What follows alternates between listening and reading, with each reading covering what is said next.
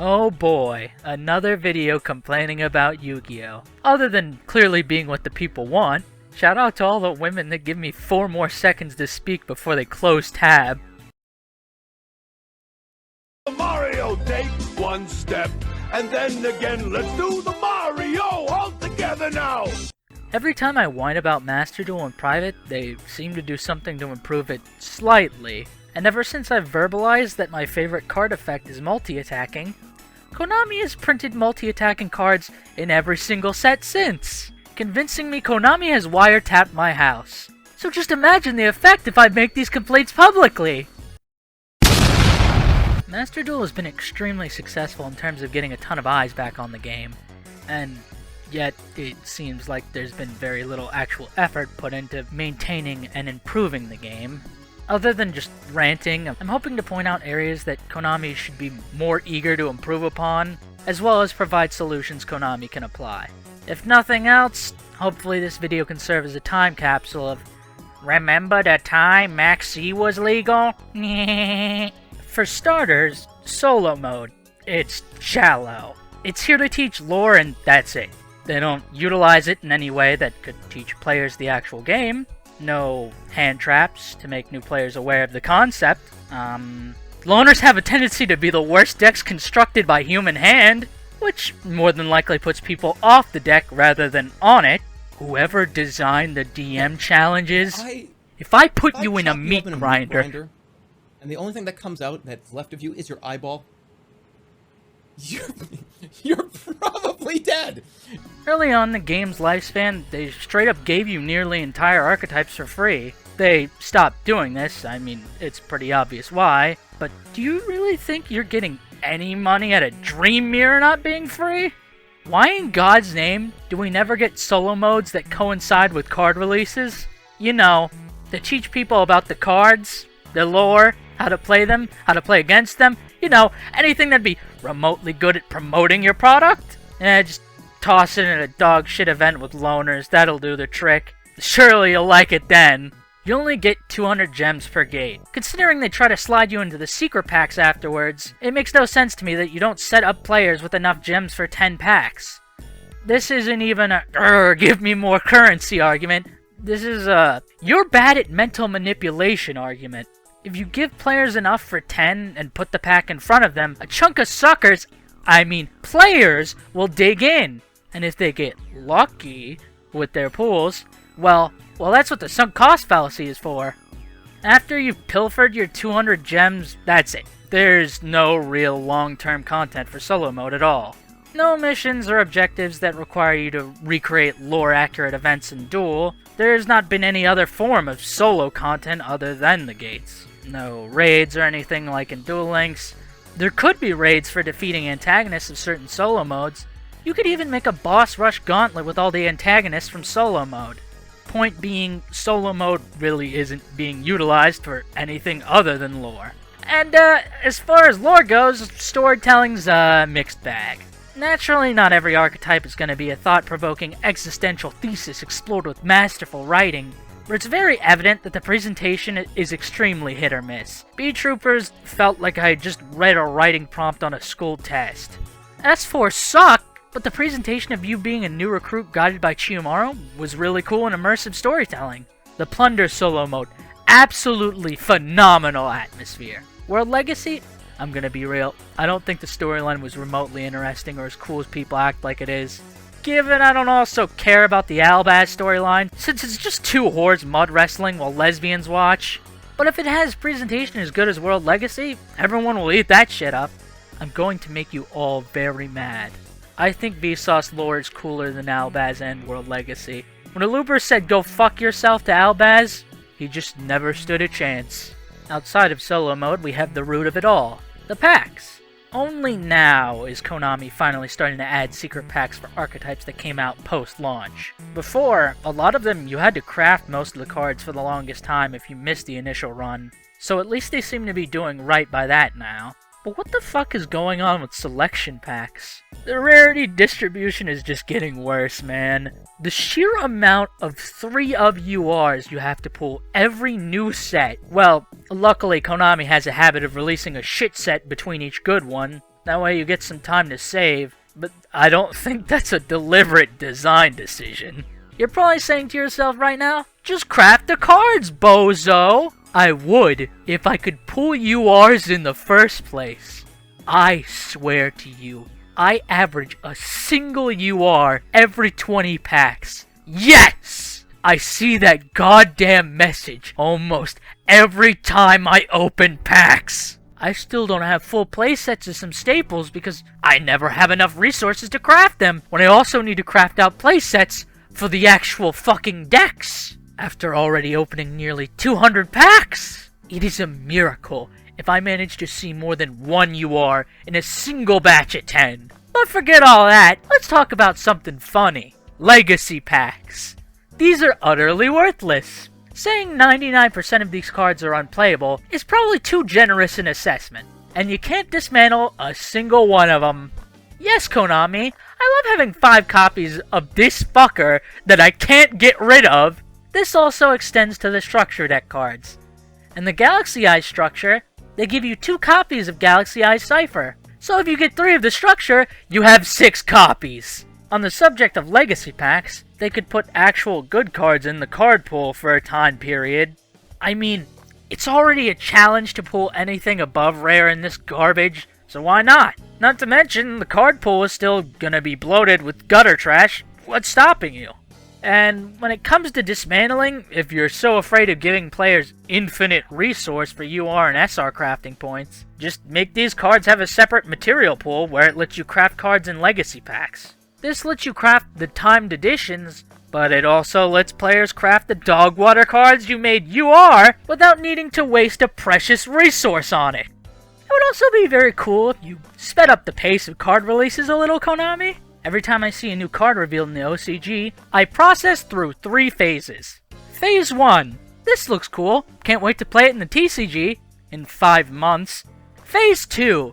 This shit is not going to be affordable in the TCG, is it? Phase 3. Can't wait to play this deck in a year in Master Duel.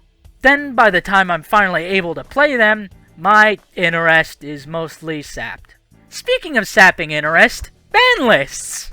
No matter how many ban lists they drop, Max C is not on them. Therefore, they're all bad. Even if we ignore this, almost every ban list tiptoes around problems, like unimpactful semi-limits, or banning Bamboozler when Rongo was a genuinely toxic card. There's also the matter of them slaughtering the one deck that invalidates Max C. I'm sure it's just a funny little coincidence you seem to hate this deck, Konami, just like you seem to like this unrelated degenerate card to stay legal. The UR label on it is just another coincidence, I'm sure. There's also the obvious reluctance to hit UR cards because can't let players craft a single UR for free. They might have to open 60 less packs now. They also preemptively hit cards, and while they can certainly be justified, they also end up making new packs feel like a scam. Oh, we put the newest staple UR to 1. Oh, what's that? You pulled multiple? Only the usual 10 UR material for you, bozo! Back to the ranked gulags with you, my child!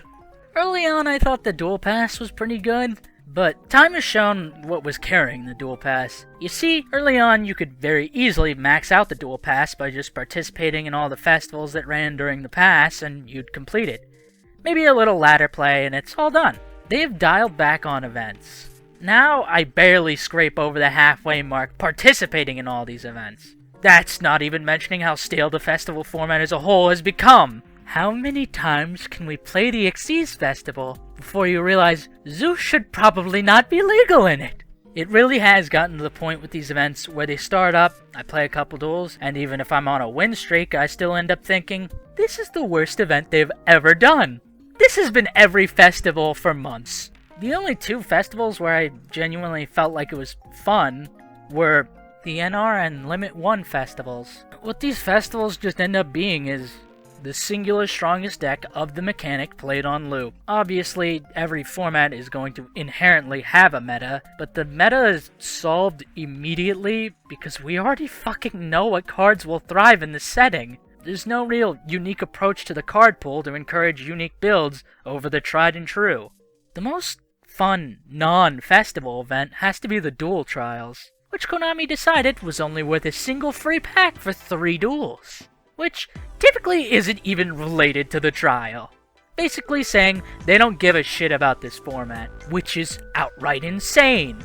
You have this format for a small controlled environment wherein you could make it a relatively balanced rock paper scissors format, but no, have a free pack.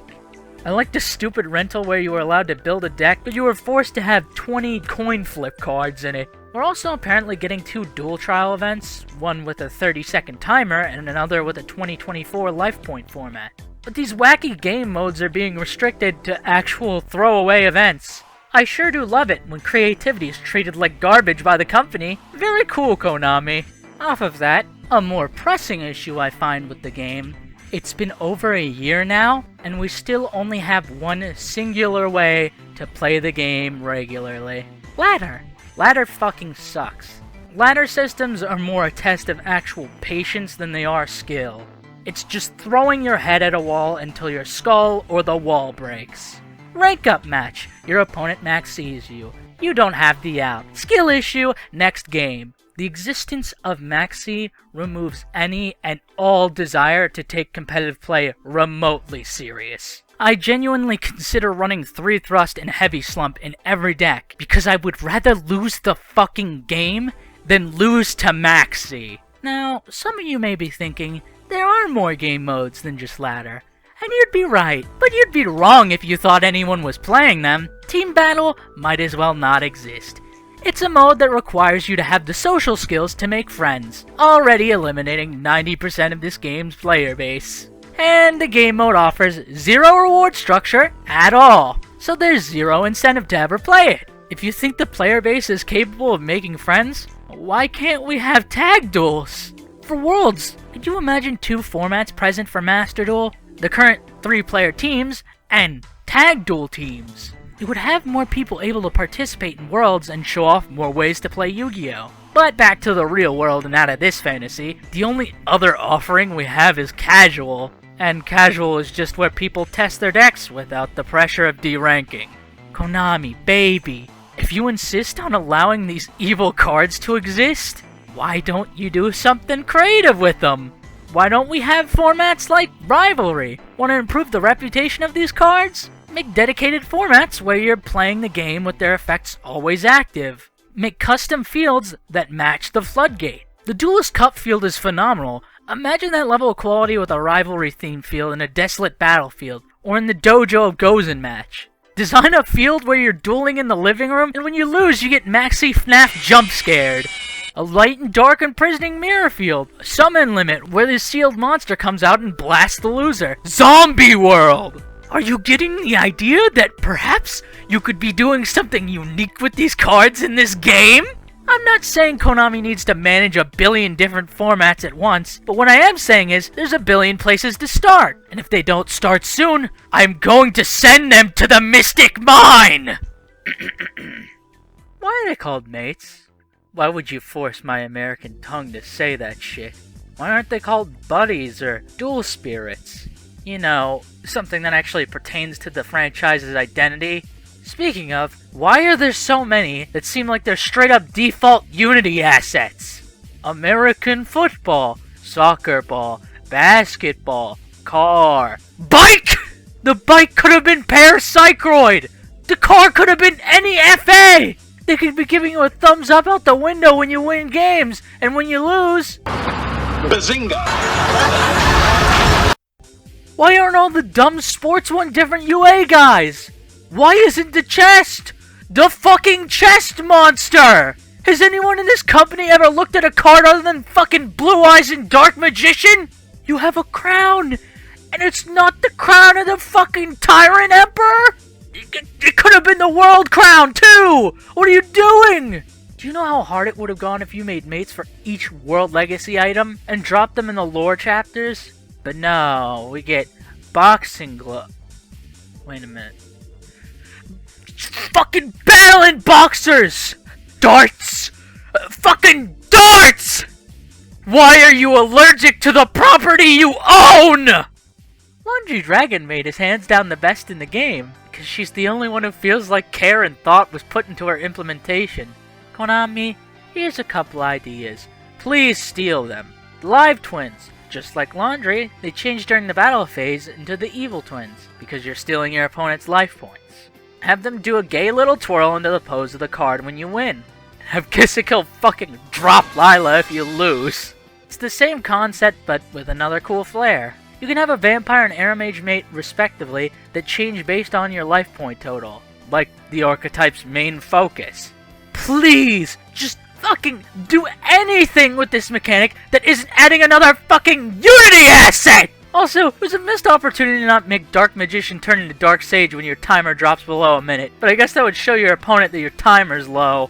On a more positive note, I think what they do with the dual fields is really good, and seems to be one of the few things in the game that has a ton of clear passion put into it. That being said, they're all like 700 gems, which isn't worth it when you have to constantly be doling out way more for cards. This isn't entirely a Konami's evil thing, so much as it's just how the cosmetics business is. The only fields I have are the ones from the Celebration bundles and the Skyscraper field, which brings me to the point of mentioning this. I think Konami should be making these fields bundles regularly.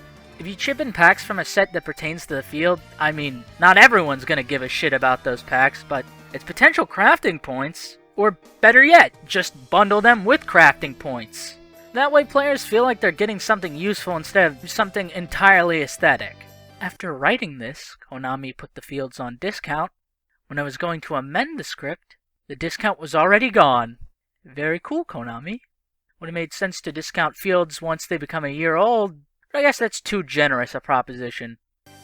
It's also been an entire year since we got a free dual field from solo mode. Sure would like another one of those.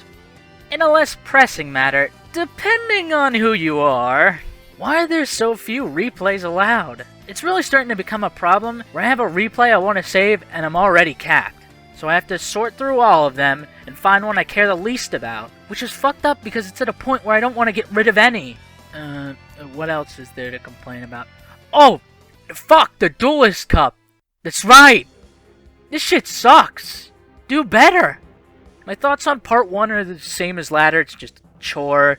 But part 2 of Duelist Cups are genuinely awful. Sit and play this game for hours on end. Lose to Maxi. Drop. Konami, do you know what mental health is?